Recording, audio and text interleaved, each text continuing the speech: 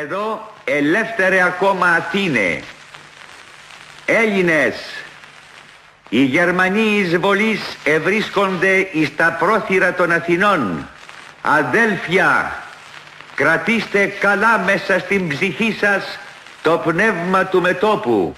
Ο εισβολεύς εισέρχεται με όλας τας προφυλάξεις εις την έρημον πόλην με τα κατάκλειστα σπίτια. Έλληνες, ψηλά τις καρδιές. Προσοχή, ο ραδιοφωνικός σταθμός Αθηνών ύστερα από λίγο δεν θα είναι ελληνικός, θα είναι γερμανικός και θα μεταδίδει ψέματα.